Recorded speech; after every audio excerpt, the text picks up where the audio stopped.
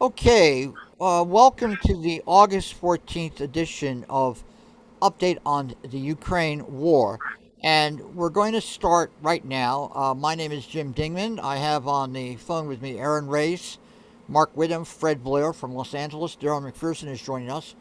And before I start, I just wanted to ask Fred, since Fred's joining us for the first time, uh, Fred, just share with us your opinions about what you think is going on with this war in Ukraine. What's your attitude about it? Your interpretations of what is happening?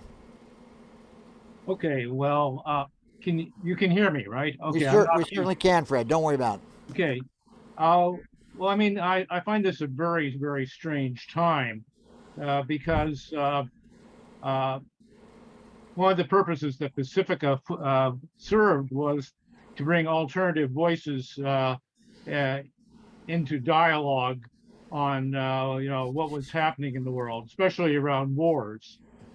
And I don't see Pacifica serving that at this time. And the other thing, of course, is that the mainstream media has one narrative, and anything outside of that narrative is completely uh, taboo and is completely suppressed at this point in time. I've never seen this. I lived through the Vietnam War. I lived through George Bush's Iraqi War.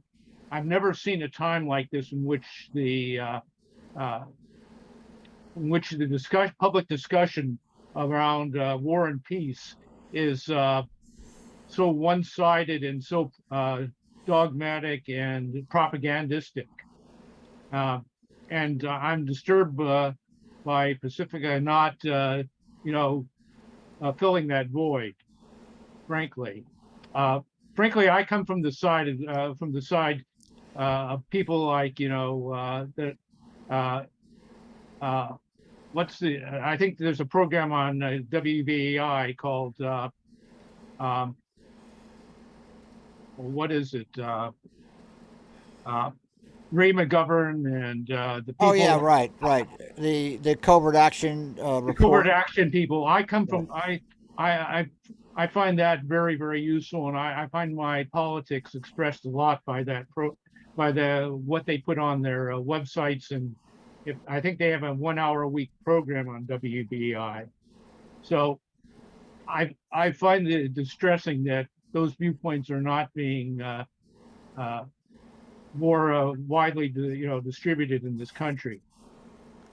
All right. So I'm going to stop there. All right. Well, what you'll hear from us, because this is actually a very small amount of the people who come, but you'll hear a lot of some people share your opinion, other people don't. There's a wide variety of opinions about this situation among the people here. But let me start with we conducted the last of these discussions 2 days ago, and I was going to first just concentrate quickly on the military developments over the past 2 days. And part of the reason we're concentrating on this, Fred, is that, we're all, I guess, all of us are concerned, regardless of our point of view, about the possibility of this breaking out into a general war and a nuclear war. And so that's one of the reasons why we've been spending a lot of time dealing with this. Now, I'm just going to start quickly with the events of yesterday in the war in Ukraine. And at this point, uh, again, to tell our audience, because of the events that have happened in Asia, in terms of the heating up of the Taiwan Straits crisis, which we all know has been a situation in motion since 1949, since the victory of the Communist Revolution. This battle over Taiwan has been present at all times. We're just going to start to deal with this right now. So let's just talk about what's going on in the Ukraine theater of operations as of yesterday. Now, again, one of the things that's been going on for weeks, and this is from the Institute for the Study of War. Now, this is a conservative think tank in Washington.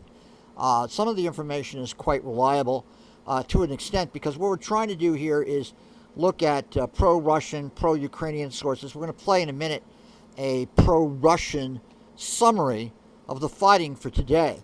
But as you can see here, this again stresses the fighting on the right bank of the Dnieper River down towards Mykolaiv. And let me just go to the map over here. So what we're talking about is this area here, where the fighting has been going on for several weeks. And part of what's been going on is that the Ukrainians have essentially knocked out and are trying to constrict the ability of the army down here, this is the 22nd Army, to get supplies. And I see we're getting other people from Los Angeles.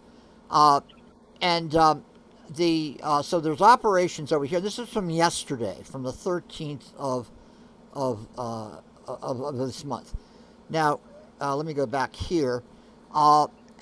Just to go further down the list here of the area of fighting, the concentration of fighting, again, for us, we've been watching this very carefully since this has been going on, Fred, since last fall. We've been doing this on a weekly basis, and once the invasion started, about 2 to 3 times a week at times. So the concentration of fighting is still pretty heavily here along Siversk down to Bakhmut, and the issue of how and what the level of I can't advance. deal with it. Pardon me? I've got it on my phone, but I can't hear it. It's not. I'd have to have the phone to my ear. All right. Who's that, Fred, or who's this? All right. Anyway, I've got that. I can't put it on. I can't put it on speaker. all right. Well, I'll try to be loud. How's that? Better? I mean, you hear me? Now, what we're talking about, essentially along the entire front here. This is from yesterday. So there's fighting all along the front. Usually, what we've been spotting each day. If they're Well- recording it, we'll be able to see it here at another time. Yeah, we are recording it. Yes. So there are approximately every day along the front here down to Kherson, there are usually about 130 to 140 areas where the Russian artillery is concentrating its barrages against the Ukrainian troops. And they continue to advance against Siversk and Bakhmut, which is where there's constantly fighting. And here, of course, is the area here, Donetsk, Lysychansk, etc. And again, the fighting has been concentrated on it. This is one of the sources for interpretation about this. These guys follow this every day. Again, they're located in Washington. Again, it's a conservative think tank, so you have to take it all with a grain of salt.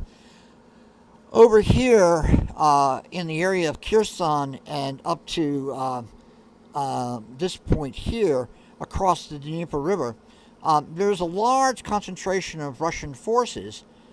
We estimated a few days ago that there were approximately 30 battalion tactical groups in this area, but what is not reported is that the Russians have concentrated approximately 30 to 40 battalion tactical groups on the other side of the Dnieper. These are troops that have been shifted from other parts of the country, and they're in reserve south of Kherson, and obviously acting to attack or counterattack the Ukrainian offensive. And I'll finally just show this map. Okay, so that was the maps from yesterday. Those are the maps from the Institute of War and Peace Studies, Institute for the Study of War.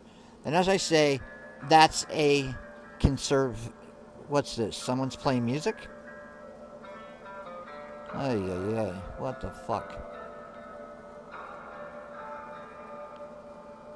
Might be Mark. Mark? No, not me. Nope. Oh, I got it. I thought the I'm- Zoom I bomb came there. Yeah, anyway. I was about Well, to put good myself old, on mute. the good because old I Zoom noticed. bomb. All right, anyway. Now let's go to the situation as of today. I'm going to play in a few minutes. This is one of our friendly friends here, Dima, who gave his analysis of what's happening today. But let me just go over the events of the past 2 days with this map here. And this will give you a better picture. I'm going to blow it up. And these are maps. Again, these are drawn from a variety of sources, all open and on the internet, and talking about the actual flow of fighting in this situation. So this is from yesterday. This is August 13th. And what you can see is that these are various bridges along the Dnieper River. And this is areas where the Ukrainians have essentially knocked out many of the bridges. These are being done primarily by the long-range missile artillery that they've been given by the West in the past couple of months. And the objective, some think, is to essentially isolate a substantial amount of Russian forces in this area that I'm circling over here around Kherson, and limit their supplies. And obviously, the Ukrainians would probably try to counterattack and inflict a political defeat on the Russians by eliminating, a large-sized force. And that, of course, is why there is a shift of troops south of the river, of the Dnieper River, in this area, to build up to prevent that from happening. At least 40 battalion tactical groups. And remember, the amount of tactical groups in the entire theater of operations is about 120. So you're talking about 50 to 60 battalion tactical groups just in this area alone. So a lot of troops shifted from the Donetsk, the severe Donetsk line of operations to over here in Kherson. Here's another map showing these different attacks being launched against the logistics of the Russian forces in this area. There are explosions, and according to these sources, there are special operations being mounted by Ukrainian guerrillas and Ukrainian special operations forces in the rear. This bridge here, this is over a sort of, not a dam, but it functions as this large swing bridge. This bridge has been the subject of many attacks. And there's big backups of traffic. You look at the satellite photos, big backups of traffic over this bridge. The Russians have a lot of pontoon bridges along this river. And over here, there's a bridge called the Antonovsky Bridge that's also been subject to a lot of missile barrages. Now, another thing to talk about is, this is sort of interesting. This is a identification card of Igor Gurkin. Igor Gurkin is a FSB intelligence officer who fought in Afghanistan, fought in Chechnya, and is considered to be one of the intelligence officers who was organizing the initial resistance in 2014, 2015 that created the Donetsk People's Republic. So you're talking about a covert operator. He's been highly critical of the Putin administration from the beginning of this war. And yesterday, or in the past few days, he called for their assassination. So Igor Gurkin was arrested by the authorities yesterday in Russia on the allegations that he was threatening the assassination of Putin and his colleagues. But interesting character, Igor Gurkin. This is a commander who was relieved. This is the commander Igor Osipov. He's the commander of the Black Sea Fleet. And he was relieved of command yesterday because of a strike that the Ukrainians launched on an airbase in Crimea, where they destroyed, one source says 7 to 8 aircraft, along with helicopters, with another number. The Ukrainians claimed 35 helicopters were destroyed. And it was definitely due to the advanced weaponry that they're getting from the United States. This was inflicted by MLRS ATACMS, which are very precise missiles. And these are the missiles that are attached to the MLRSs that have a range of about 100 or 150 miles. Again, this is from yesterday. This is the problem of supplying the troops across this bridgehead across the Dnieper River. And as you can see, that's the bridge we showed earlier that was being damaged. This is associated with a dam complex. And all these bridges along here, and along this river too, along this Emulets River, the cross-lateral communications of the Russians to the troops over here has been disrupted by the Ukrainian forces. So their ability to shift troops back and forth has been disrupted as a result of the fighting. And here is just something. This is, these are, again, this is from yesterday. These are, Twitter is probably doing the best job of putting information up, pro-Russian, pro-Ukrainian every day. And so this is the ATACMS system that are being used with the HIMARS, and this gives a range of 190 miles. And early on, if one was recalling, when they were demanding the HIMARS, this was precisely the weaponry that was considered to be escalatory in the situation. That is, that they could reach deep into Russia and attack targets. And now, of course, they're using these kind of weapons. So another problem with the kind of fighting going on, this escalation of the use of weapons and conventional weapons that the Russians have made a lot of noise about and are not too happy about. Now this is a British intelligence estimate that comes out on a daily basis. This is talking about, again, the disruption of supplies along the Dnieper River.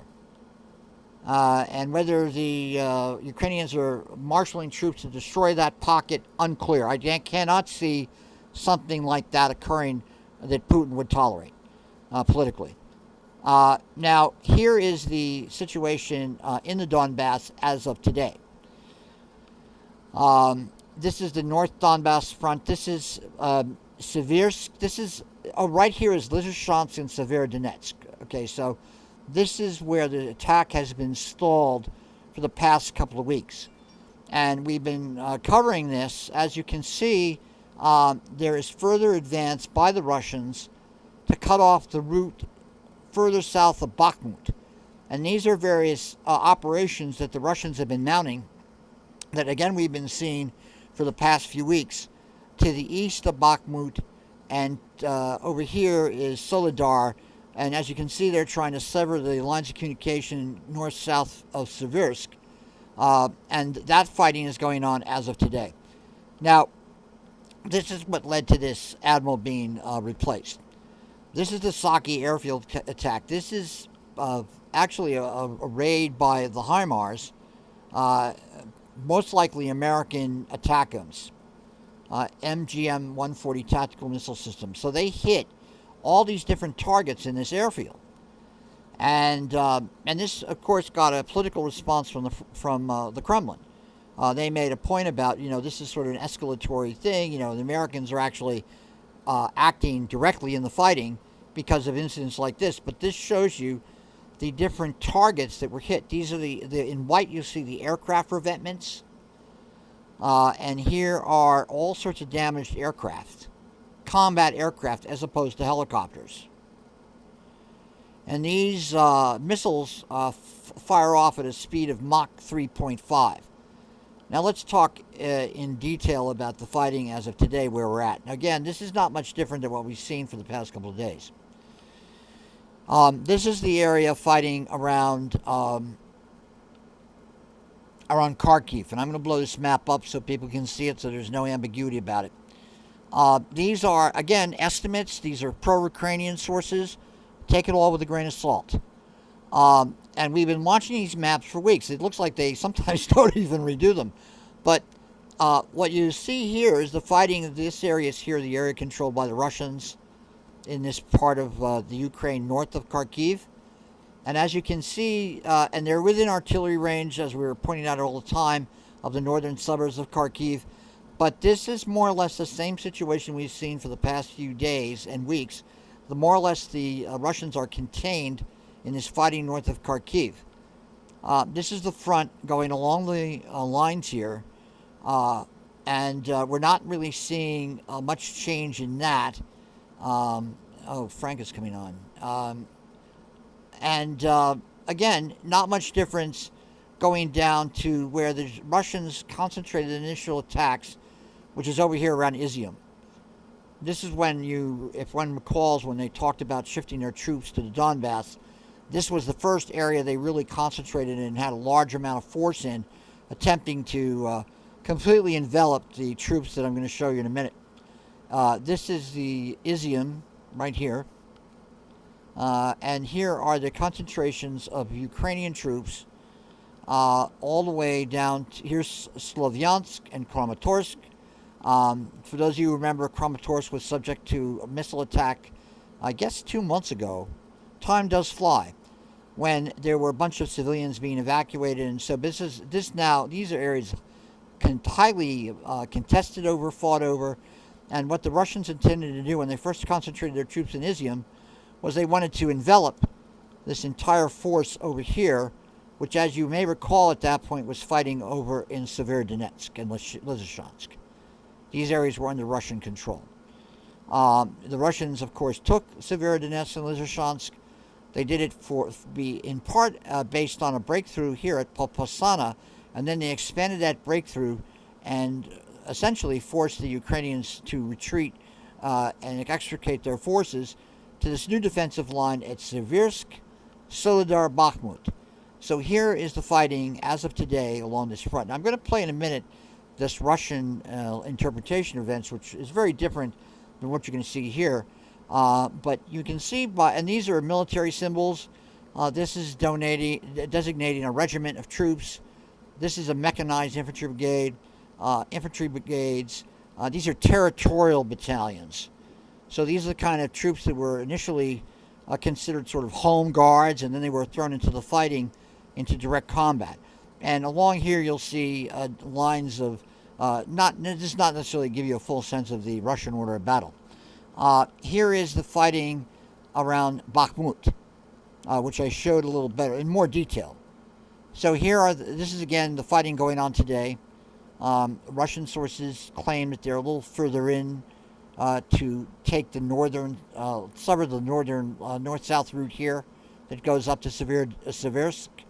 But as you can see, the fight in this area in there was attacked by elements led by the Wagner Group, the famous paramilitary, essentially a clandestine paramilitary army of Russia. And they were part of the troops that were attacking to the east and threatening the suburbs of Bakhmut. These are other thrusts going on along here. Again, not much difference from those of us who were looking at this on Friday. This map is not that much different than what we saw on Friday. And here's the whole front in general. This is the, I'm going to shrink this. This is shows you both Izium, and then the fighting around Slavyansk, Kramatorsk, and then the constant fighting going along here. And look at these. Now, we've been looking at these maps, these Ukrainian maps, and these are essentially battalion-sized thrusts of the Russian army.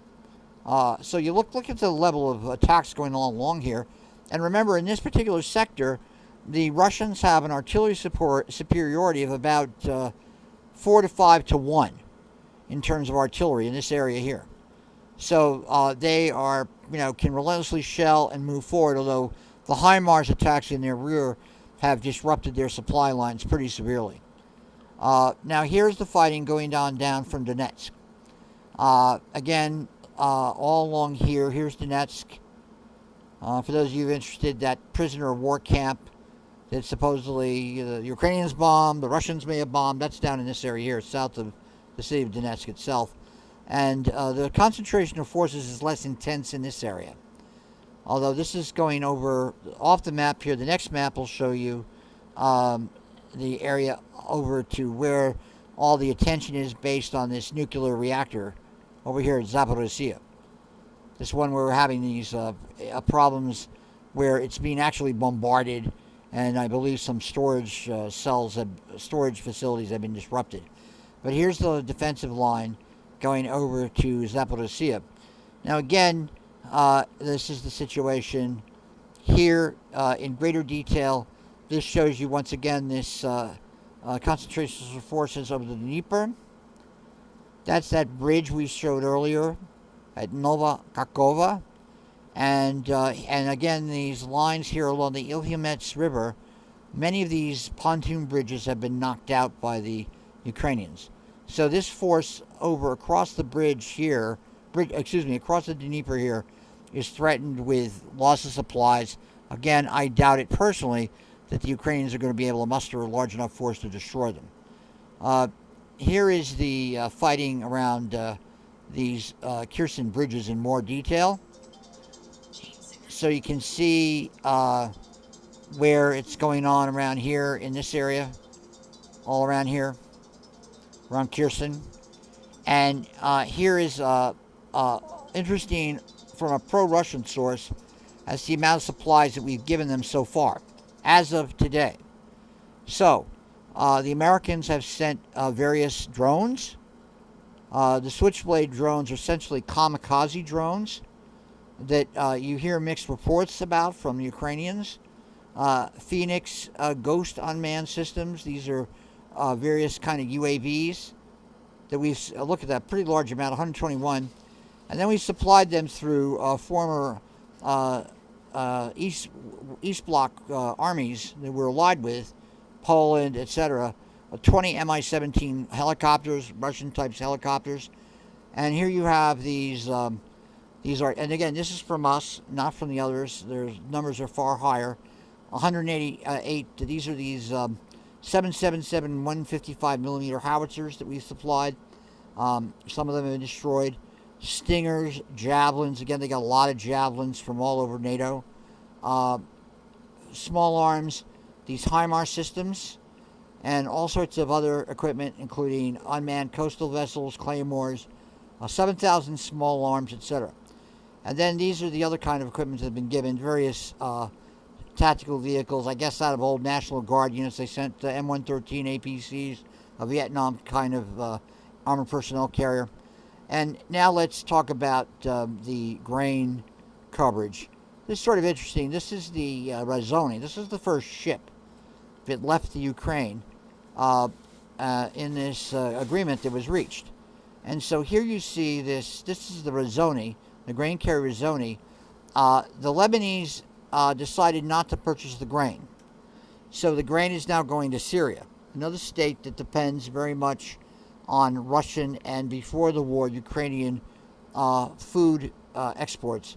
I'll sort of, keep this out of here. This is probably grain that was taken out of Mariupol or some other port like that. Now let me then go to Dima, which I think you'll find interesting if you haven't heard him before. This is again, a pro-Russian source. He has some friendly lines. We all sort of goof on his lines when he starts them. But this is his report from today, which I will play. And he says, he always starts it with, hello, my friends. Anyway, let me just get this all set. And let me make sure it's copacetic on the... you guys can see this, correct? Yeah, okay. Channel, and today we will discuss the situation in Ukraine on the 14th of August. Today we have a lot of very interesting updates, so let's start. And first we're going to discuss the report of Ministry of Defense of Russian Federation. They gave us new numbers, they gave us a lot of numbers. And the first number, we're going to discuss the losses among 53rd Mechanized Brigade. This 53rd Mechanized Brigade is involved in defense of Donetsk. If we take a look at the Russian sources map, this is the area, this one. In town by the name of Sribne, this town is located very far from the front line, so we can say that this is the town where the Ukrainians are trying to keep the reserves. The forces there are moving to the front line for in rotation period or something like this. And as a result of that attack, this 53rd Mechanized Brigade in town by the name of Sribne lost around 200 soldiers and around 15 armored vehicles. That's a lot. Now let's talk about the 56th Mechanized Brigade. 56th Mechanized Brigade is the brigade who is trying to protect or defend Pesky, Первомайска, Vodyanoye, this area. You know that the Russians announced that they took control over Pesky. Yesterday we got this report, and if we take a look at the map, you're gonna see that this map has been updated. Now the Russians are showing that they control entire Pesky, this town, and there was very heavy clashes, and we can say that there were no even clashes, that it was like something like a massacre. And the mid-gender, the Russians were cracking and reducing the Ukrainians as much as possible, a lot of losses from the Ukrainian side. And if we're talking about this brigade, and if we're talking about the area in Pesky, Первомайsk, and Vodyanoye, this one, there is even an icon, like desertion icon, saying that this 56th brigade lost around 200 soldiers, and something around 200 soldiers, and a lot of forces from this brigade left their position. They just dropped their position and they decided to save their life, and they're not going to fight anymore. And the same brigade also was in area of Mariinka, this one. And the Ukrainians, there was a battalion of this brigade, and at the beginning of this clashes, like in the previous that started a week ago, there were around 580 soldiers. And if we are talking about today, there are just 140 soldiers left from this brigade. So there are also cases of desertion. So the Ukrainians are just running away from the north of Donetsk because it's a hell. We can't describe this situation with any other words. Now the important updates are coming from 63rd Mechanized Brigade located on the north of Kherson district. This one, 63rd Mechanized Brigade, this one. And there was very heavy clashes near the town by the name of Bila Krynytsa. This one, Bila Krynytsa. And the Ukrainians lost around 35 soldiers and 15 armored vehicles. There were no more updates from the south, from this area. And another important update are coming from the 66th Mechanized Brigade. This brigade, if you take a look at the map, this position, this is their main headquarters or base near Kurakhova, but some battalions and maybe some campaigns were in Toretsk or Dzerzhinsk. As you know, the Russians started their offensive operation towards this bridgehead, and as a result of that attack, this 66th Mechanized Brigade lost around 40 soldiers and 9 armored vehicles. So as you can see, the Ukrainians have very big losses, and this was the worst week if we're talking about the Ukrainians, because the losses was very big. Almost every day we got more and more updates about the fact that this or that brigade lost its combat capability. If we take a look at the map of this table that I'm doing, we see that during this week there was like 50% losses from the 66th Mechanized Brigade. So during this week, this 66th Brigade lost more than 2,500 soldiers just for 1 week, just for the last days. And this brigade is located between New York or Dzerzhinsk and Avdiivka, Mariinka. So that was a very terrible week for this brigade. Also, there was a lot of updates about the territory expansion. If we're talking about today, by this evening, the Russians announced that they took final control over Vershina, this town. This town is located on the south or east from Bakhmut and on the northeast from Zaitsevo, this town. And the Russians now are clearing Zaitsevo. So it was very important to know that there are no clashes in Zaitsevo, like to establish control or something like this. The Russians is already in Zaitsevo. There are two Zaitsevo, if you remember. The one on the south, on the north of Gorlovka, and the second one on the south from Bakhmut, this one. And I suppose that maybe tomorrow we are going to see and get update that the Russians establish control over Zaitsevo, like final control, because there are clearing operation, and there are just maybe few dozens of Ukrainians who are still hiding or trying to evacuate or run away from this area. Also today we got, we can say, like the second confirmation that the Russians took control over Sporne. Maybe there were some heavy clashes in the area between Ivano-Darivka and Sporne. If we take a look at the Russian sources map, we're gonna see that this town, you see this icon of Vershina that was taken by Russians. But if we take a look at this map, we see that Sporna is already in the Russians. But maybe this town was in the gray zone, or maybe some west part, or the area between Ivano-Darivka and so on. And today we got a video confirmation of the fact that the Russians established final control, and there is no doubt that this territory is under Russian control. So as you can see, the entire front line is collapsing, and now I can't even say that it's collapsing slowly. It collapsed very fast. There is a heavy clashes already in town Bakhmut. The Russians are storming Toretsk and the New York agglomeration. The Russians cracked the few brigades on the north of Donetsk, and there are a lot of cases of desertion, and just like Ukrainians are dropping their weapon and run away, trying to save their lives. And today we got a very important update from Kharkiv area. The Russians announced, and this information was included in the report of Ministry of Defense of Russian Federation, that the Russians took control over a town by the name of Udy, this town.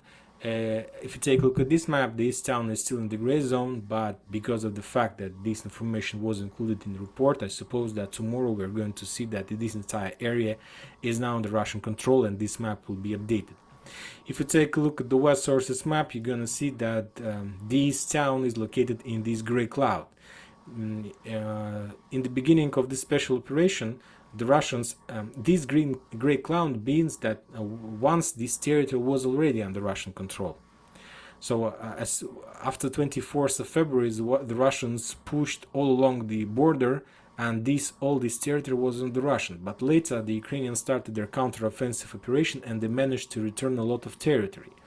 And also, they returned this town Udy. But today, the Russians announced that they return Udy back, and now we can say that the Russian controls something like this. And we can say that the Russians started their, we can say, encirclement operation of Kharkiv. Because if you remember, there were also a lot of battle around Gusarovka. And Gusarovka is located, we can say, on the southeast from Kharkiv, and Udy is located on the north from Kharkiv. And if we're talking about Kharkiv operation, there is just one way how to complete this operation successfully. You can't attack Kharkiv in front, because this town is very fortified. It's like more than 1 million population. There are a lot of people there, so it's suicide operation for the Russians. The only thing they can do is to encircle before winter and to force the people, the forces in Kharkiv during the winter period, to surrender. It's the only way to take Kharkiv is blockade and blockade operation. If the Russians will try to storm, Kharkiv, they will have a lot of losses, and after that they won't be able to continue this any operation in Ukraine, because to take control over 1 million town, they will lose maybe dozens of thousands of soldiers, something like this. So if we are talking about the south, the Russians are pushing towards Gusarovka. If we take a look at this bridgehead, you see that this town is located between bridgehead is located between two areas. On the north, we see the Seversky Donets River, our famous river, this one blue line that leads from the south of Kharkiv and to the Donbas Arc operation. And on the south, there is another river, Bereka, this one. So the Russians need to take control over this bridgehead between these two areas, and from this area they will need to start their offensive operation towards Myriava, towards these lines. As you can see, Kharkiv is a very powerful fortress, but this fortress has supply roads, and mainly there are a few supply roads, and mainly all of them is located on the west and the west-south. You see these red lines, orange lines, and the black lines. It's regular roads, railroads, and so on. So to complete the Kharkiv operation successfully, the Russians need to cut all these roads. And for this, from the south, they need to get towards Myriava, Slobozhansk, Zitki, Myriava, and to cut these roads. And if we're talking about the north, the Russians has already took control over Udy. After that, they need to develop their operation towards Zolochev, this town, and my projection that the Russians will try to establish control over Bogodukhov, this one. By doing these operations, they will also cut some supplies, some roads, and the main important road, they will cut railroad that leads from Sumy. And if we take a look at this map, there is Kiev, Sumy, and from Sumy there is the railroad that leads to Kharkiv. So they need to cut this road just to cut supply from the mainland. And from Bogodukhov, they will be able to develop their offensive operation towards Stary Melnik and to cut these roads. So these roads is the encirclement operation of Kharkiv, and they need to complete this operation before winter. And of course, meanwhile, they will try to push the Kharkiv from the north, from the west, trying just to fix the Ukrainians and not to allow them to be flexible and to use their reserves to stop the Russians' encirclement operation. And this is about the Kharkiv, and we see that, I repeat myself, that the Russians started something doing on the north. They took control over Udy not for a reason. There is not something like, let's do this because we can. We see that today is 14th of August, and there's not much time left before the winter comes. And as I told you, the Russians need to encircle Kharkiv before winter, or to get at least Bogodukhov, or to do something on the south, or maybe to reach this area before winter, and just to keep a small tunnel, small roads, maybe few roads that connects Kharkiv and the mainland. And we know that the Russians has already bought 1,000 At least we have such information from internet. They have bought at least 1,000 Iranian drones. And if the Russians are not able to, let's say, to encircle totally this Kharkiv anyway, they will be able, by using drones, to establish drone control over these roads, and they will destroy and reduce every single supply, military support to Kharkiv. So anyway, I think that those 1,000 drones is also part of encirclement operation of Kharkiv. If we're talking about this area, the Russians are cracking, and I suppose that the next week we're going to see the grand battle for Bakhmut from many sides. And I don't know what's going to be with Seversk because of the fact that Ukrainians moved a lot of forces. Maybe the Russians also are planning to start the offensive operation towards Seversk one more time. But now let's discuss another important updates from the south, from Kherson and Zaporozhye. We know that since the beginning of this special operation we had one question: why the Russians, there is a very big lack of infantry, and why the Russians are not doing mobilization. Because with mobilization the Russians will solve the Ukrainian issue very fast. They just 1 million army and they will crack the Ukraine very fast, but they're not doing this. And the question why they're not doing this, why the Russians are trying to find some tricky ways how to do this. There might be a lot of answers to these questions, but today I got very interesting updates, and I thought a lot about the destiny and the future of the South, and what the Russians are planning to do, and I found the solution and found the answer what the Russians are planning to do in the South. One more time, the Russians are started the encirclement of Kharkiv. They will continue to develop their operation in Donetsk, and they will do something in the South, and maybe they will try to attack Nikolaev, and they will try to attack Zaporozhye, and they will try to encircle Odessa as well. But the question how they're going to do this if they have a lack of infantry, and the answer very simple. I understood this today, but this answer is very simple, and you won't believe. You will understand as well as soon as I'll tell you. The thing is that you know that the Russians are planning to do referendum on the South, and the question is if the people on this territory are willing to join Russian Federation. As I know, the referendum in Zaporozhye, the people from this area are planning to do this referendum on the 11th of September, so less than in a month. At the same time, the Kherson district is going to do the same referendum in September. So we can say that in September, Kherson area, this one, and Zaporozhye, this one, this coast of Black Sea is going to join Russia and become a part of Russian Federation. If we're talking about DPR and LPR, DPR won't start any referendum before they liberate or take control over Donetsk district. And Donetsk district, this is Donetsk district, this one, the territory that's located on the right side of this arrow.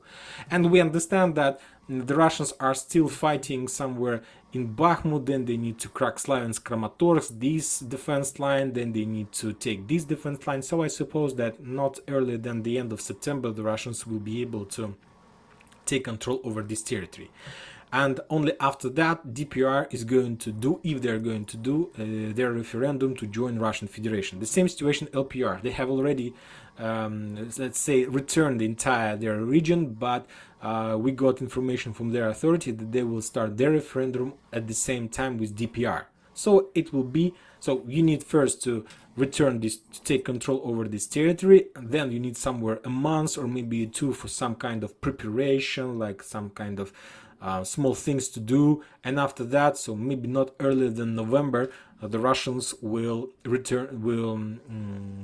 a referendum in this area and will join this territory in Russian Federation. But we understand that they need to do something much more earlier on the south, because we know that Ukrainians still continue their shelling from Nikopol of this power plant, nuclear power plant. They still continue shelling of this dam, and if the Ukrainians are able to destroy this dam, the level of water will reduce, and this also will affect the freezing system of this power plant, and this also can cause a lot of damage, and it can bring to big problem in this power plant. So the Russians need a very fast solution, and the referendum is one of the solution. I will explain to you. You know that the Russians have two types of infantry forces: the conscripts and contract. The people who sign a contract, and their professional army who is in Ukraine, trying to follow the Russians' needs, and they're fighting under the contract. And the thing is that if you're talking about Ukraine, there are just forces who is under contract. And if we're talking about conscripts, they're located on the territory of Russian Federation. And now you understand the answer, what the Russians are planning to do. If the Russians do referendum on the 11th of September and people from this territory decide to join Russian Federation, that means that this territory automatically becomes the territory of Russian Federation. And this will give the Russians legal power to move conscripts on the south of Ukraine. A lot of conscripts, by the way. Yes, there would be a lot of problems, a lot of maybe strikes from the locals, from Russian, that from moms and from families whose conscripts is in the army, that you're sending our children. But anyway, it's a legal way how to do this.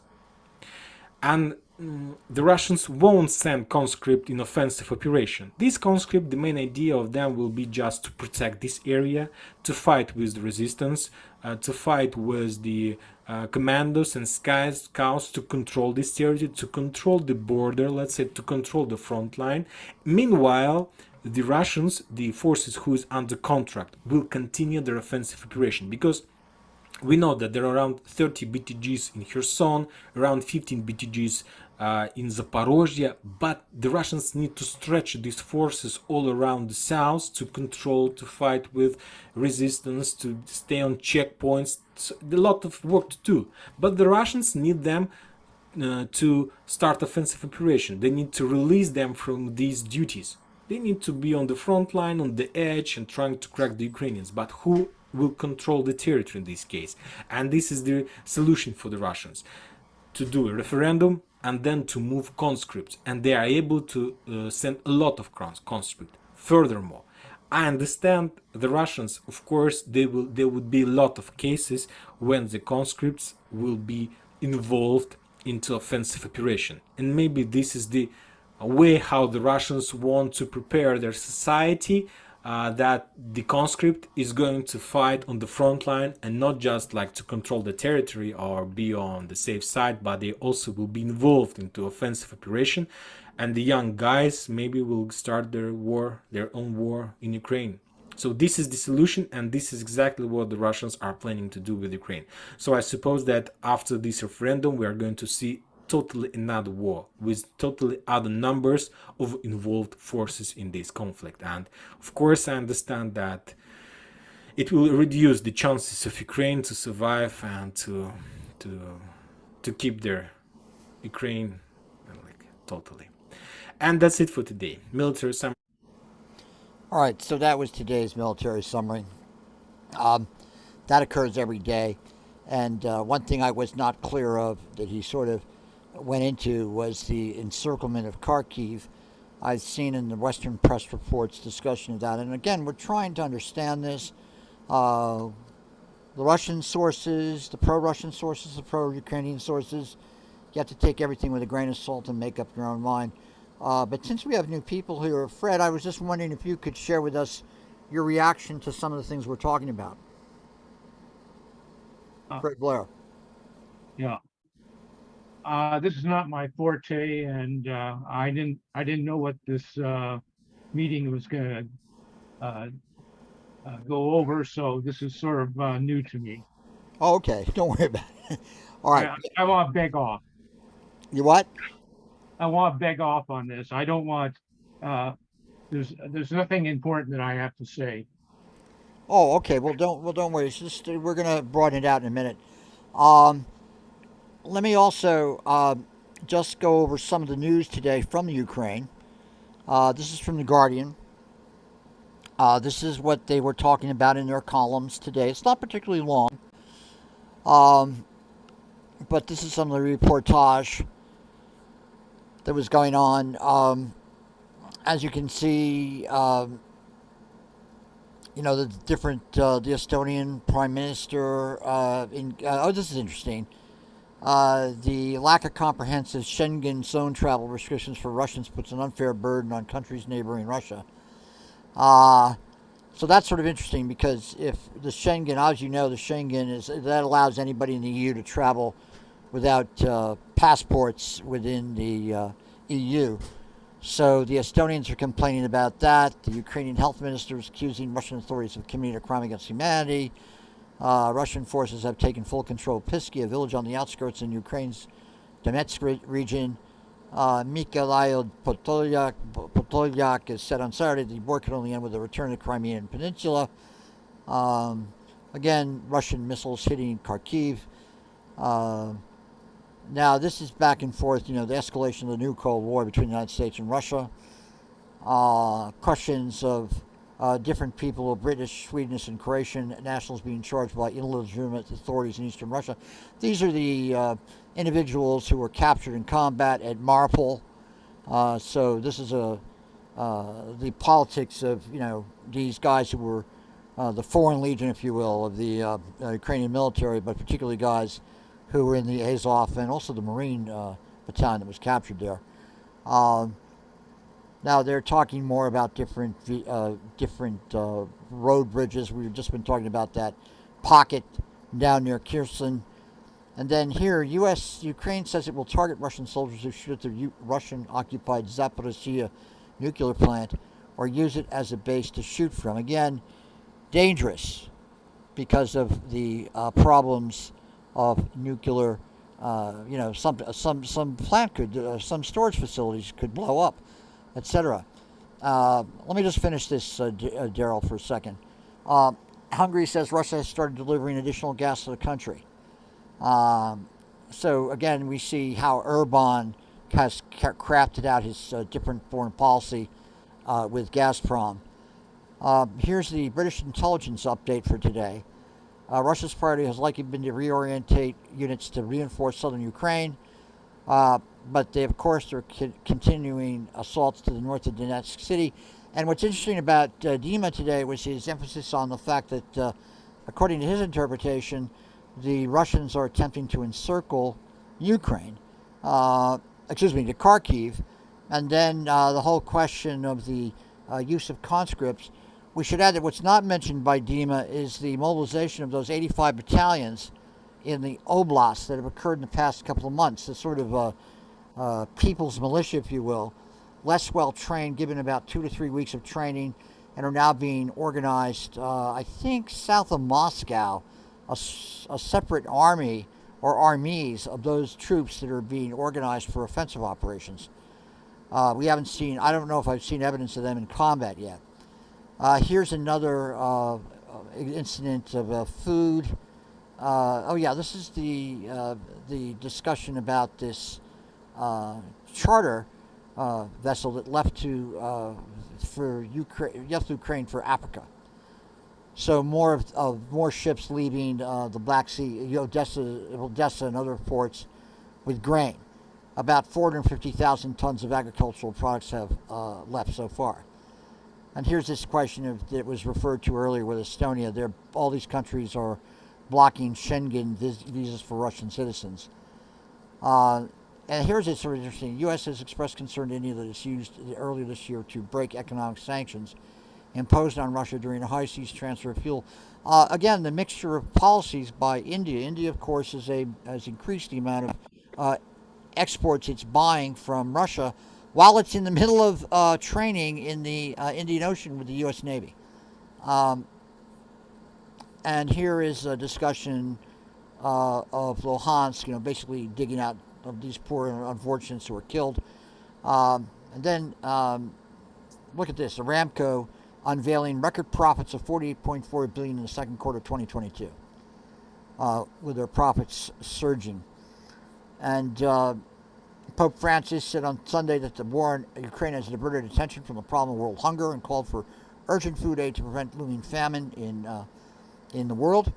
And here is, you said Ukrainian troops who crossed the Dnipro are facing growing difficulties. This is just the Ukrainians discussing these troops that are on the northern bank of the Dnieper getting impacted by all these attacks on their lines of communication. More discussion about the bombardments going on all the time. And now we see the chairman of, this is interesting, German domestic politics. Germany's conservative CDU party and opposition leader Friedrich Merz cannot imagine Germany playing a mediating role in the Russian war against Ukraine. Regardless of who would be in charge, he said the Federal Republic of Germany has no mediating role in this conflict. Remember, there's an unequal alliance in the aftermath of the German election. And I think we've been talking for weeks about how there's a great fragility politically. And that seems to be the news out of Ukraine today. Daryl, what were you going to say? What were you going to add?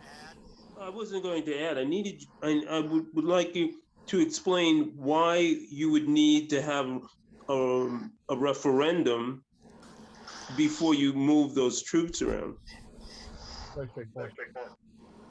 Do other people have opinions about that?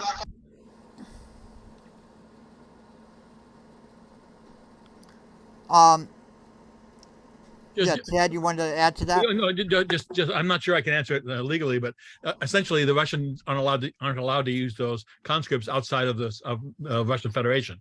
So unless these referendum is passed and these parts of Ukraine are suddenly declared to have become parts of Russia, the special military operation, which apparently isn't a war, would not be able to be conducted with those militia, with those conscripts. So you couldn't send Russian boys to fight in Ukraine if the Ukraine is not part of Russia. You understand what I'm saying?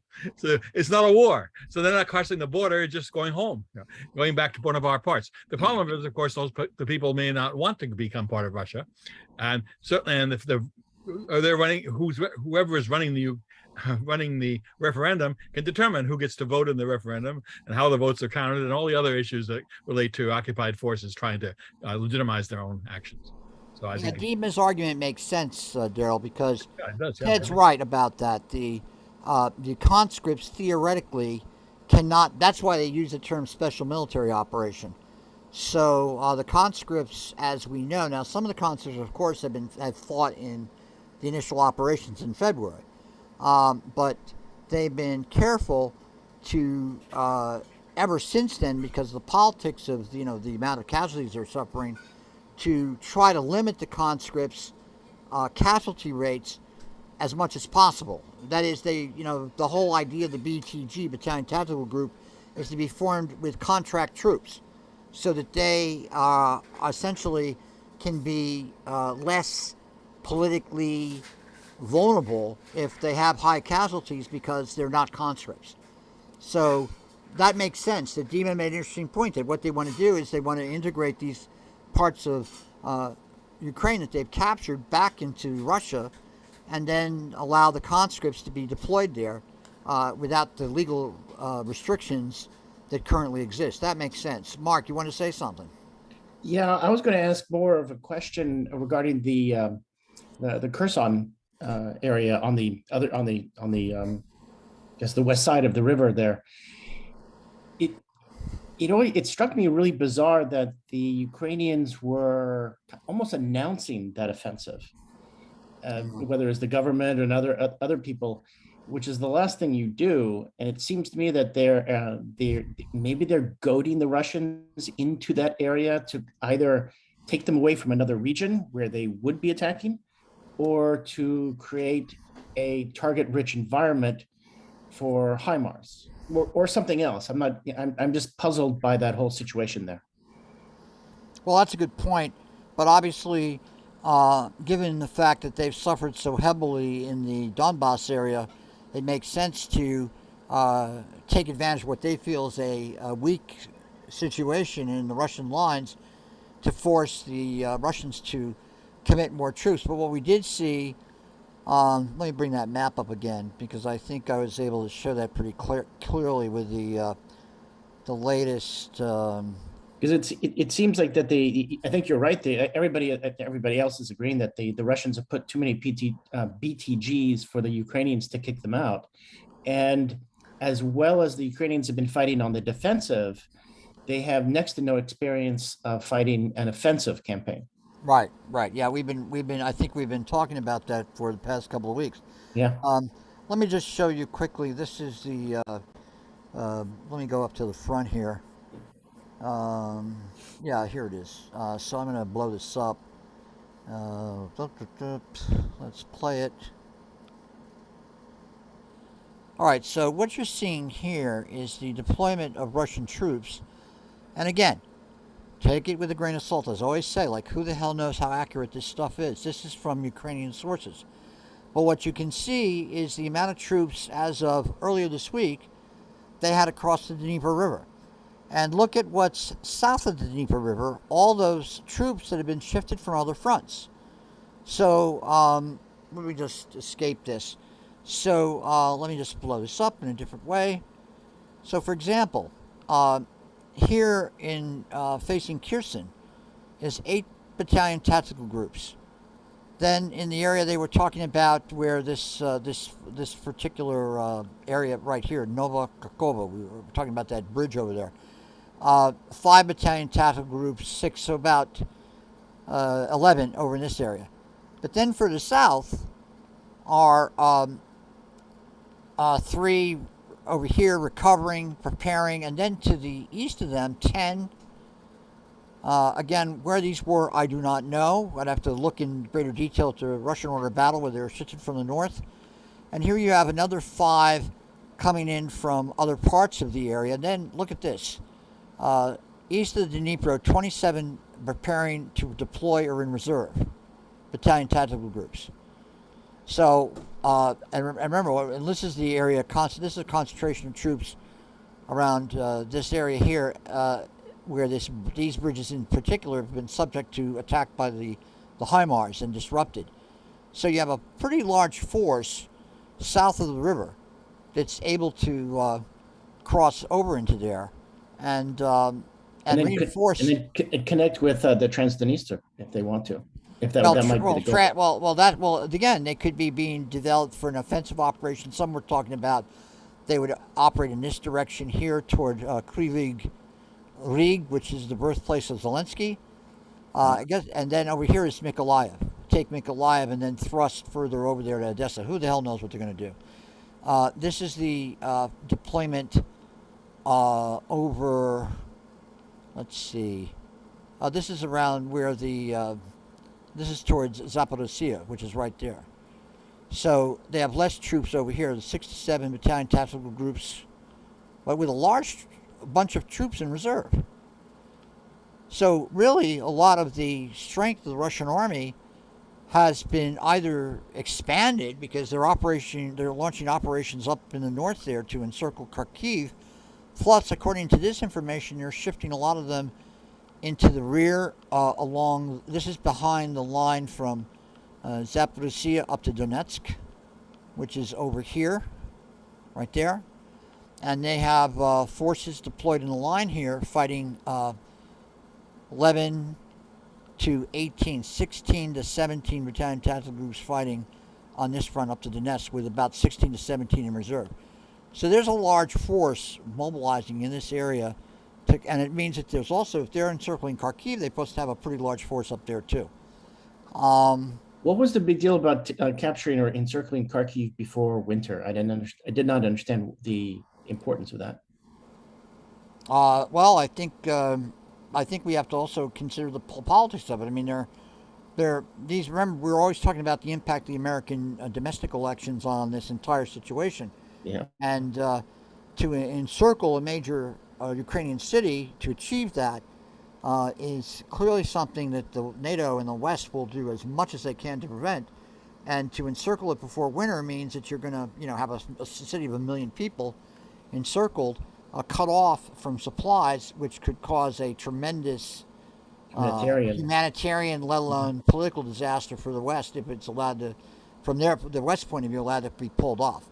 Does anybody else want to jump in on this stuff right now? Frank? Yeah, hi.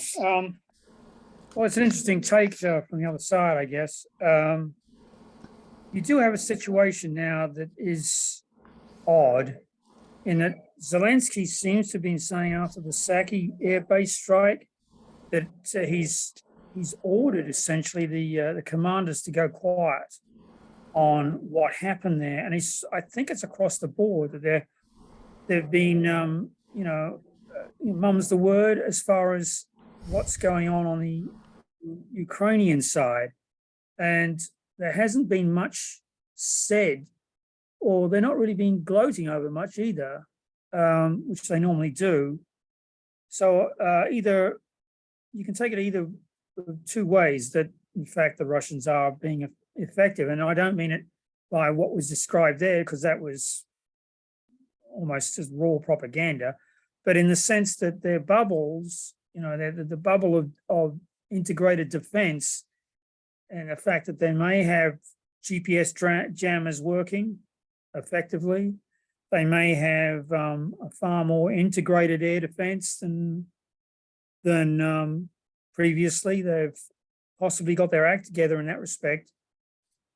As far as their offensives going in around Bakhmut, it's nothing to write home about. I mean, it's almost certainly true that they're taking greater casualties than the Ukrainians, because they aren't putting down the same kind of artillery barrage as they were before, because they've lost a lot of their ammo dumps. But they are nevertheless taking the initiative at every opportunity in the Donetsk basin area. The Ukrainians did say that they were going to do an offensive in the Kherson Oblast, but as we saw, the Russians put a lot of BTGs in there. And so the Ukrainians were saying, as of last weekend before, they were expecting an offensive from the Kherson Oblast by the Russians, which did not materialize.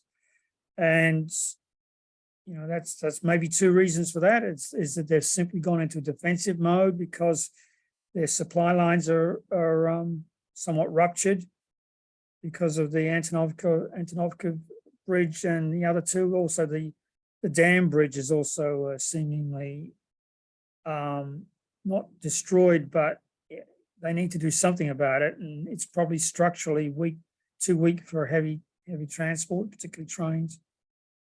So there is very little going on, and that either I'm trying to figure out why that is. I believe it's possibly because Ukrainians are absorbing new technology, and it's not just obviously a case of, okay, this is how you use it.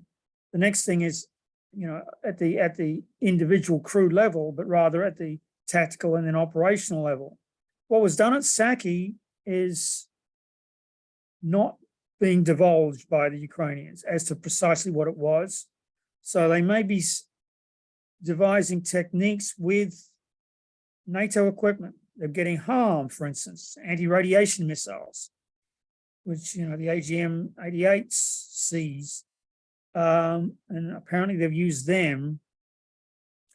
And of course, they're getting other systems, maybe a few more howitzers, and they're presumably stockpiling a lot of the ammunition.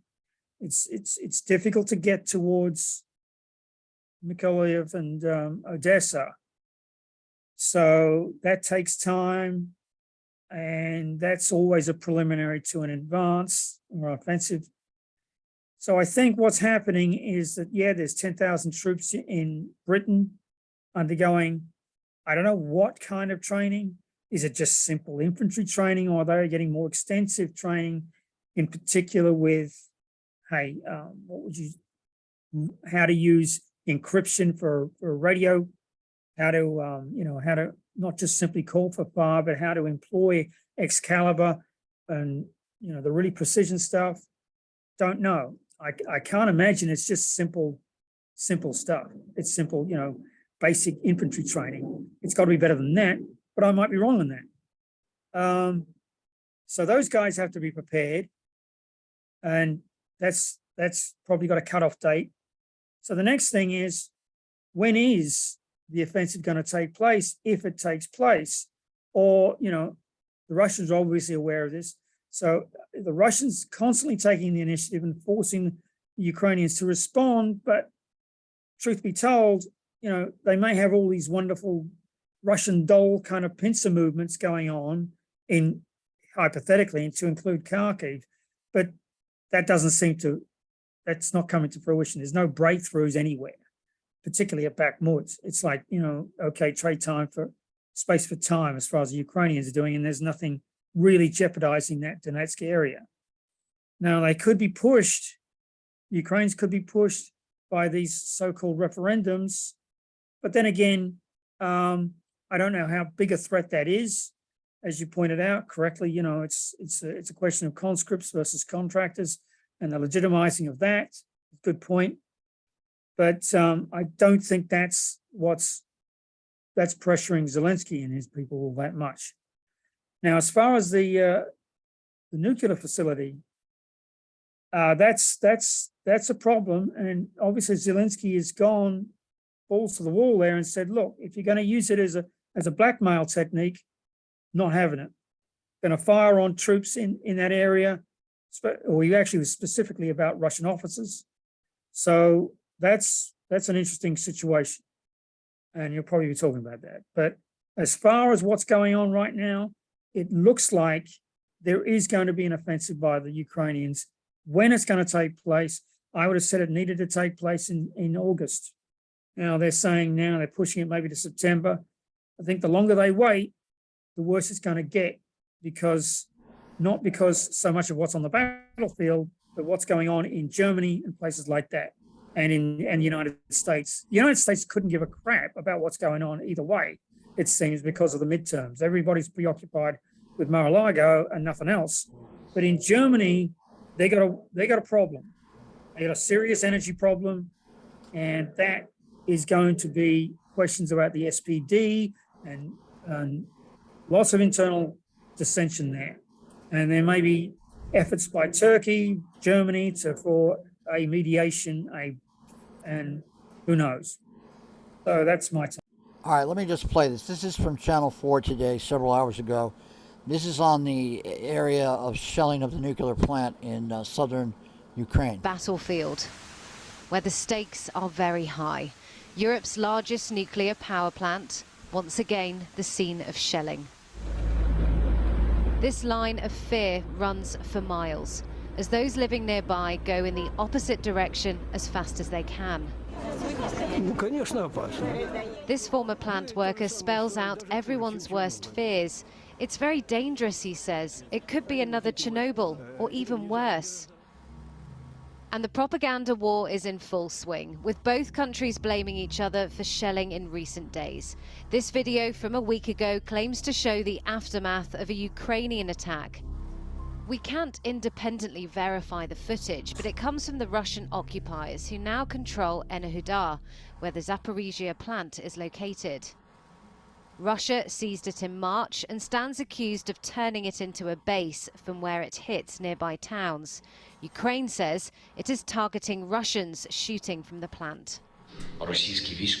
Every Russian military officer who either shoots at the plant or shoots under the cover of the plant must understand that he becomes a special target for our intelligence, for our special services, for our army. The plant is still being run by Ukrainian technicians, and there's reports they're being kept at gunpoint. One of the cornerstones of organisational safety is a stress-free work environment for the operating staff. And we can imagine that the operating staff have been working under a lot of stress for months. That can certainly lead to errors. It's 172 days since Russian forces invaded Ukraine. The Russians still control vast areas of the south, as well as the Donbass region in the east. The Zaporizhia plant dominates the south bank of a vast reservoir on the Dnipro River in the southeast.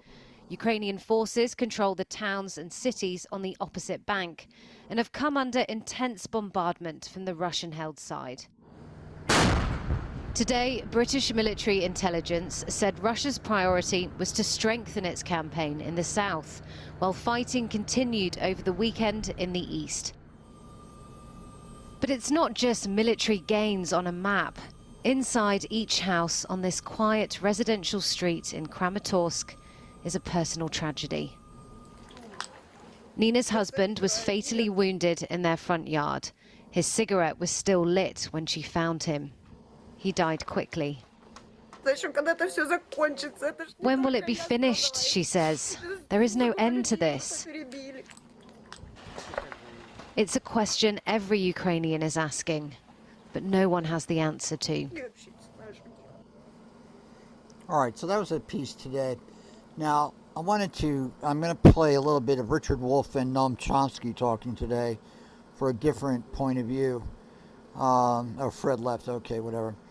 And this is Chomsky and Fred Blair talking about the situation that we're in right now. Now, everybody has different opinions about Noam Chomsky. I personally have always admired him. I've always learned from him. I used to go hear Chomsky speak over the years, and I remember friends of mine from all different political perspectives would go there to get themselves riled up by Noam, and also listen to his brilliance. He once did me a personal favor at the end of the Vietnam War, which I'll never forget. He flew on his own dime to New York to a poorly attended teach-in on the implications of the Paris Peace Accord that myself and others organized.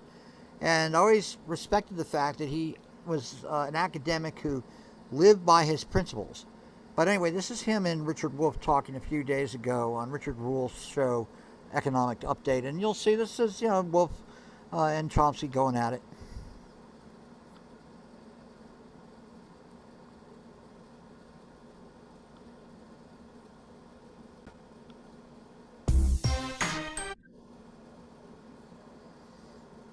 Oh, what happened here?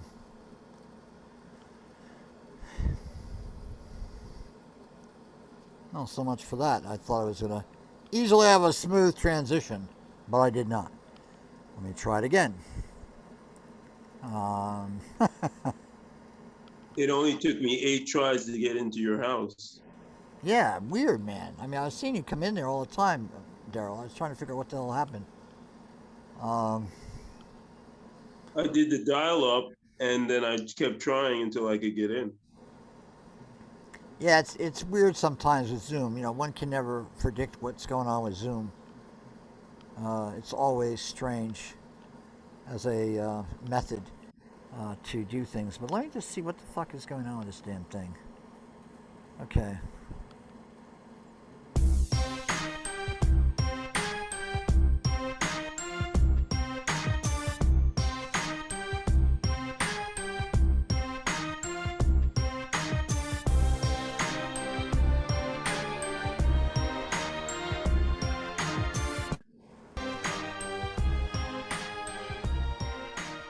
Welcome, friends, to another edition of Economic Update, a weekly program devoted to the economic dimensions of our lives.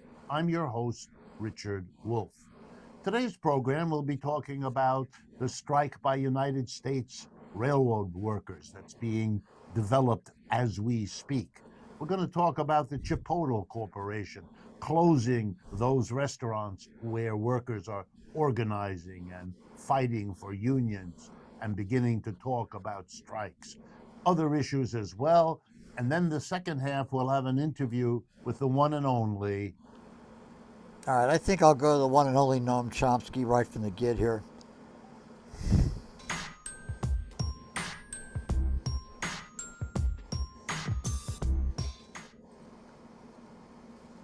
Welcome back, friends, to the second half of today's Economic Update. Well, all I can say is that it is an honor, a genuine honor for me, as well as a pleasure, to welcome to our microphones and to our cameras, Noam Chomsky. I'll say that silly old thing about how he doesn't need an introduction because you all know him, but I'm going to give you a brief one anyway. He was born in 1928 in Philadelphia. He did his studies, both undergraduate and graduate, at the University of Pennsylvania before joining the faculty at MIT, where he stayed for 60 years and became a globally renowned linguist and philosopher. He left MIT eventually and became laureate professor at the University of Arizona. He is internationally renowned and many times honored as one of the world's great linguists, philosophers, and critical public intellectuals. So first of all, Professor Chomsky, thank you very much for joining us. My pleasure to be with you. Okay, I want to jump right in. You and Vijay Prashad have recently produced a book called The Withdrawal, and it has to do with the U.S.'s military misadventures in Iraq, Libya, and Afghanistan. Do you think it is a reasonable understanding of what is happening in the world today to speak of a decline, of an end, if you like, of the U.S. empire in the world, the one that basically came into its modern form after World War II? Something like the decline of the Roman or Greek or British Empire. Is that a reasonable understanding from your perspective? Well, over a long stretch, the U.S. domination of the world has, of course, declined. It hit its peak, as you said, at the end of World War II. At that point, the United States had a position of global power that had no remote analog in human history. The U.S. controlled the Western Hemisphere, controlled both oceans, controlled the opposite sides of both oceans. Other industrial powers had been devastated by the war. The United States gained enormously economically through the war. Manufacturing production practically quadrupled. It had maybe 40, 50% of world's wealth. Nothing like that in history. Obviously couldn't last forever. In fact, within a couple of years, it declined. 1949, China became independent. What's called in the United States the loss of China. The terminology expresses the conception of how the world is supposed to be run. After that, industrial powers reconstituted themselves. The third world began to decolonize. It brought the non-aligned movement. By about, say, 1970, the world was what's called tripolar. Major center in North America based on the United States, in Europe based on Germany mainly, and in Asia at that point based mainly on Japan. Since then, other changes have taken place. Collapse of the Soviet Union gave a short period of euphoria in the United States. We can take over the world again. Of course, that couldn't last. We're now in a period where the analogy to the Roman Empire is not completely wrong. As in the case of Rome, the United States is under severe attack from within. The society is collapsing from within in many ways. Internationally, it has overwhelming power.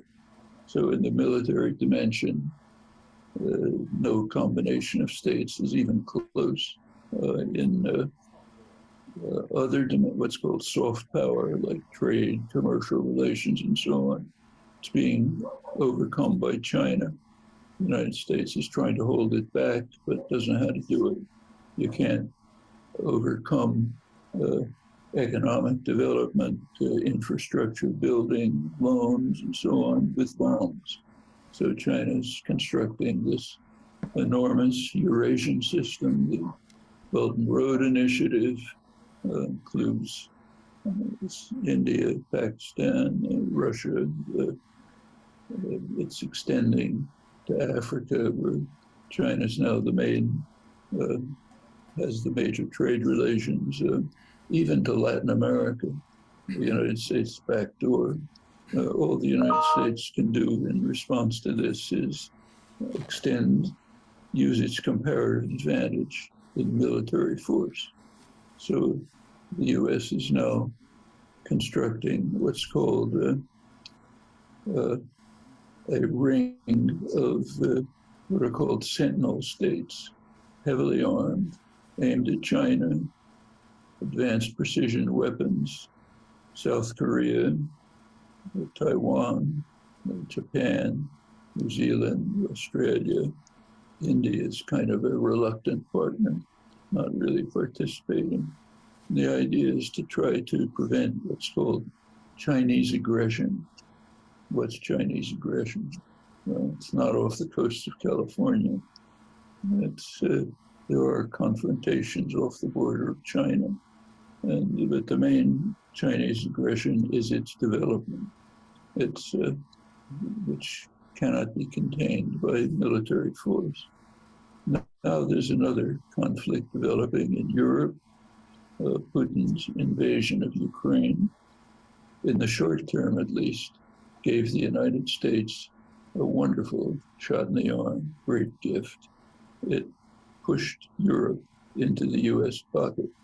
Now there has been a background conflict since the end of the Second World War about whether Europe would be essentially a satellite of the United States within the NATO framework, the Atlanticist framework, or whether Europe would move on an independent course, become what was called a third force in international affairs, along lines sketched by de Gaulle, Willy Brandt's Ostpolitik, Gorbachev's proposals for a European common home from Lisbon to Vladivostok with no military alliances.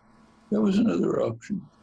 Well, for the short term at least, that's been blocked by Putin's invasion, which handed Europe over to the United States on a silver platter.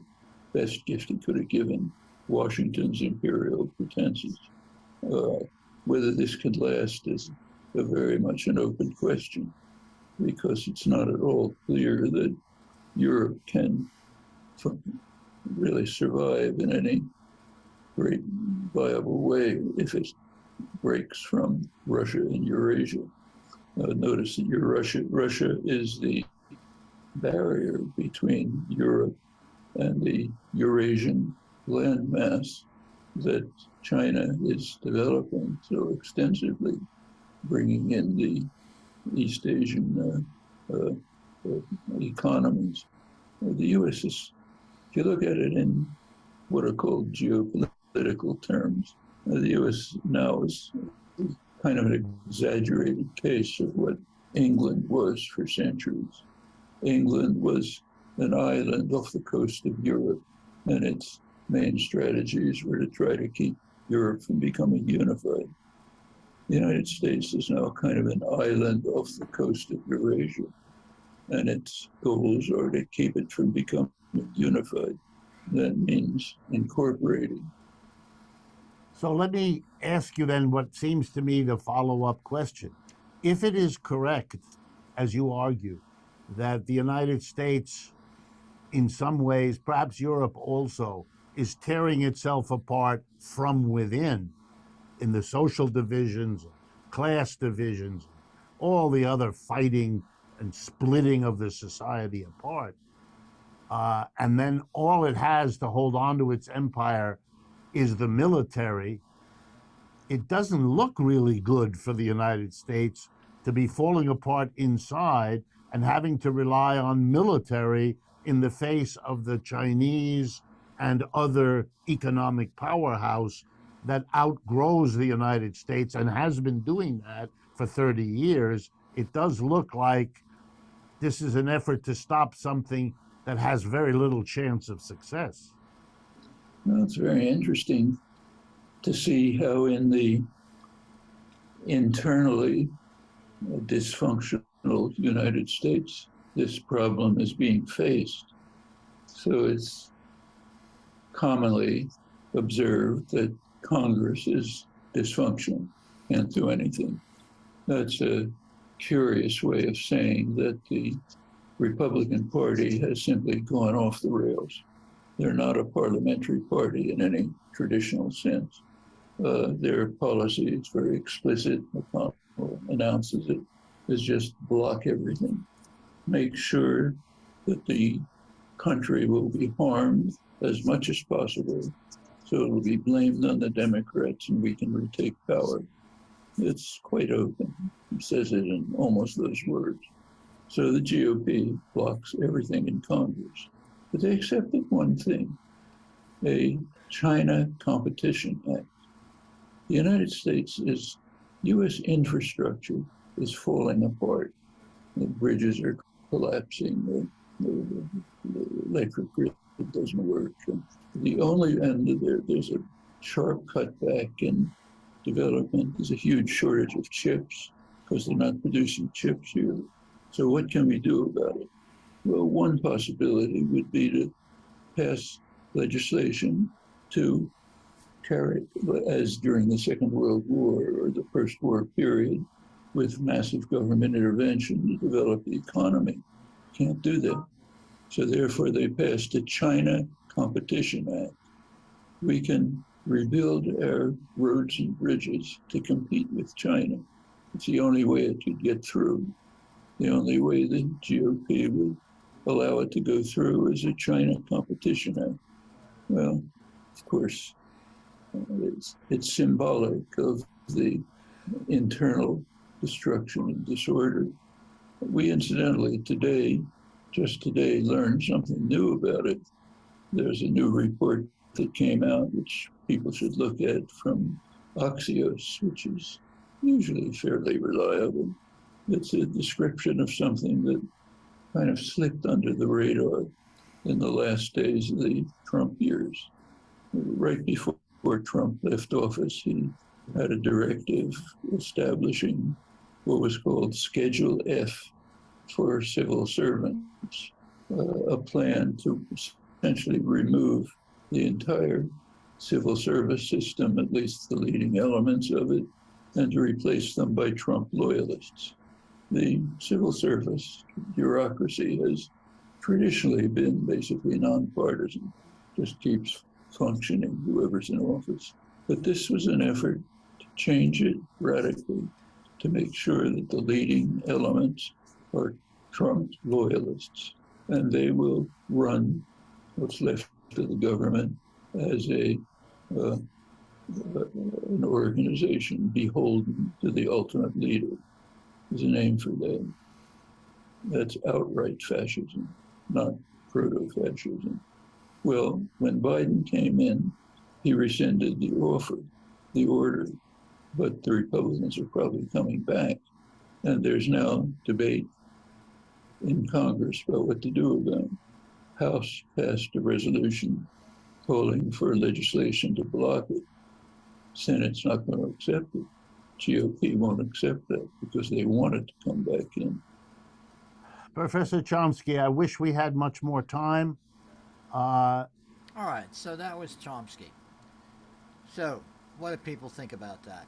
His analysis of the situation in the United States at this point.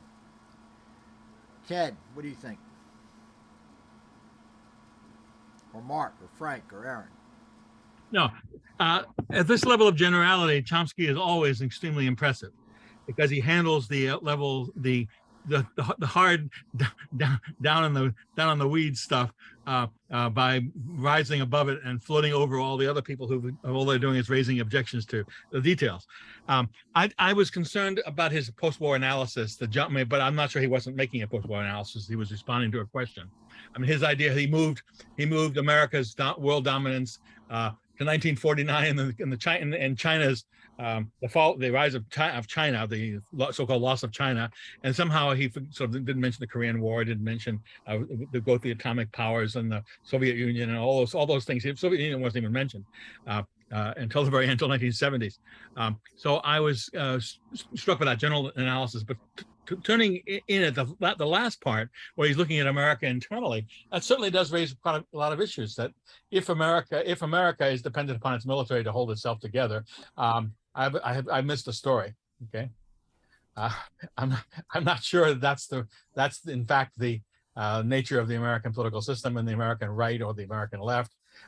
And the American economic system is not based on the control of the military, though the military is one of the most profitable industries to be in, making military stuff. But the American people are paying for it, and the American people are quite willingly paying for it, again, which is in many ways to me rather troublesome. But we certainly are prepared to spend billions and billions of dollars on lots of things, that while we're not willing to spend money on public medical system, for example. But I just don't see that there's a connection between that and the situation in Europe and the inevitable rise of China that he talks about. I'm not at all sure that the China that's rising is really interested in the economic development of its own people. And is it a competition to us, or is it a way to control power for the people who are going to run the society in the future? So I have lots of problems with the big picture, but it's important to look at these issues and not just dismiss him because you can find lots of little problems with it. That's my only thought at this moment. I was just following that, but I'm also trying to follow Japan at the moment, and I'm also trying to follow the new delegation to Taiwan. Okay, Aaron or Frank or Mark, any of your comments? Go on, Frank. Well, okay. Well, I agree essentially with Ted. He didn't mention the Soviet Union, didn't mention Cold War, as if that was not quite what he would, the nomenclature he would use. But he did concede that there was an invasion and that Putin had allowed the coalition of the willing, as it were, to take place because of such a stupid move, which he implied. He gave it to us on a silver platter. So the United States and obviously what was the European Union is now basically under the aegis of the United States, which was certainly different from what it was previously under Trump, where you got, the potential falling apart of NATO and the whole idea of isolationism taking over in the United States, which still could happen. So I was surprised by that. I thought he was going to go into a Putin-esque sort of propaganda shtick about why Ukraine should have done what it should have, been absorbed into Russia. So that was good. But otherwise, the idea that we've got a lot of social unrest, we are a democracy, and they are all, so are the European countries. So you're going to get dissension. It's going to materialize in some way. As things get harder economically, you're going to see rifts, and that's what democracies are for. You've got to have expression of pain in some way, whereas of course it's not going to happen in China. They're dutifully lining up for their COVID tests until they're blue in the face, literally. I mean, it's a different environment. Now, whether or not our investments, whether it be through Elon Musk and his many billions or Bezos and his billions, can keep us at the level of technology, at the advantage in technology, is maybe not the case. But certainly China is not necessarily leapfrogging us in terms of innovation, I don't think. And now I might be wrong about that. I'm not seeing it though. I think we still have the lead. And if you look at Arizona's got a TSMC plant for 10 billion, and it's got another one from Intel for 10 billion, both fabs building chips. I think that between them, they're like $30 billion into that state. That's incredible. And, why is TSMC there? Because they want the United States to back them up in case China does, self-aggrandizement, right? And why do you do that? Well, you come to the United States, to a safe place, you invest here, there's, reciprocal trade, and the brain drain goes one way if it has to. If it's invaded, they'll come here.